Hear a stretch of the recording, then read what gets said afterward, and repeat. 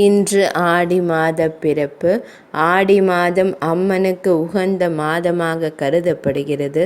இந்த மாதத்தில் அனைத்து அம்மன் ஆலயங்களிலும் தேர் திருவிழா, தீமிதி திருவிழா என அனைத்து விதமான திருவிழாக்களும் நடைபெறும்.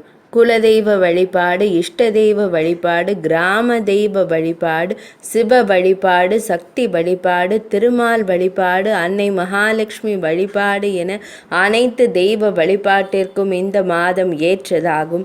ஆடி மாதத்தில் தான் தட்சிணாயன புண்ணிய காலம் தொடங்குகிறது. தட்சிணாயனம் என்பது சூரிய பகவான் வட திசையிலிருந்து தென் திசை நோக்கி பயணம் செய்யும் காலமாகும். இது ஆடி மாதம் தொடங்கி மார்கழி மாதம் வரை 6 மாதங்கள் கொண்டதாகும். இந்த காலம் முழுவதும் தேவர்களுக்கு இரவு பொழுதாக கருதப்படுகிறது. இந்த புண்ணிய காலத்தில் நதிகளில் நீராடுவது மிகவும் விசேஷமானது. ஆடி மாதத்தில் வரும் ஆடிப்பெருக்கு, ஆடிப்பூரம், ஆடி அமாவாசை போன்ற சிறப்பு வாய்ந்த தினங்கள் வருகின்றன. ஆண்டாள் நாச்சியார் அவதரித்த தினம் ஆடி பூரமாகும். அன்றைய தினம் திருவில்லிபுத்தூர் கோவில் ஆண்டாள் நந்தவனத்திற்கு எழுந்தருள்வார். அப்போது திருப்பாவை, நாச்சியார் திருமொழி, திருப்பல்லாண்டு பாடி வழிபட வேண்டும். இதனால் நாம் வேண்டிய அனைத்து பிரார்த்தனைகளும் நிறைவேறும். அதுபோலவே ஆடி பௌர்ணமி தினத்தில்தான் ஹயக்ரீவமூர்த்தி அவதாரம் நிகழ்ந்தது.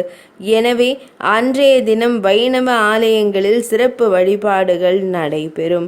ஆடி மாதத்தில் அம்மனுக்கு கூழ் வார்க்கும் திருவிழா மிகவும் சிறப்பாக நடைபெறும். ஆடி மாதம் வெள்ளிக்கிழமை அம்மனுக்கு கூழ் படைத்து வழிபட்டால் அன்னையின் மனம் குளிர்ந்து அருள் புரிவார் என்பது நம்பிக்கை.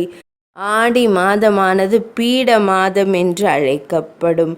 பீட மாதம் என்பதன் பொருள் இறைவனை நமது மனமாகிய பீடத்தில் வைத்து வழிபட வேண்டிய மாதம் என்பதே இதன் உண்மையான பொருளாகும்.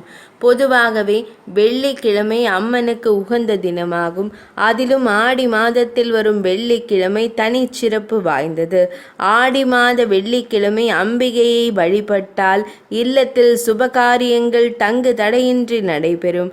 அம்மனை வழிபடும் போது லலிதா சஹஸ்ரநாமம் கூறி வழிபட வேண்டும். ஆடி மாதம் கடைசி வெள்ளிக்கிழமை வரலட்சுமி விரதம் இருப்பது கூடுதல் பலன்களை அள்ளித்தரும். ஆடி செவ்வாய் தேடி குழி என்பது பழமொழி. அதாவது பெண்கள் விரதம் இருந்து எண்ணெய் தேய்த்து நீராடி அம்மனை வழிபட்டால் பெண்களின் மாங்கல்ய பலம் கூடும் என்பது நம்பிக்கை. ஆடி மாதத்தில் அம்மனுக்கு சாற்றப்படும் வளையல்களை பெண்கள் அணிந்து கொண்டால் திருமண பாக்கியம், குழந்தை பாக்கியம், செல்வம் மற்றும் அனைத்து விதமான நன்மைகளும் கிடைக்கும் என்பது ஐதீகம். ஆடி மாதத்தில் வரும் வெள்ளிக்கிழமைகளில் அதிகாலையில் எழுந்து நீராடி தூய ஆடை அணிய வேண்டும்.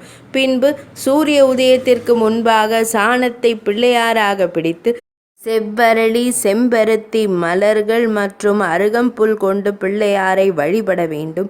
வாழை இலையில் நெல் பரப்பி அதன் மீது கொழுக்கட்டை வைத்து விநாயகரை வழிபட்டால் செல்வம் செழிக்கும். ஆடி மாதத்தில் ஆடிப்பால் மற்றும் செவ்வாய் அல்லது வெள்ளிக்கிழமை தினங்களில் மாவிளக்கு வைத்து வழிபடுவது சிறப்பான பலனை பெற்றுத்தரும்.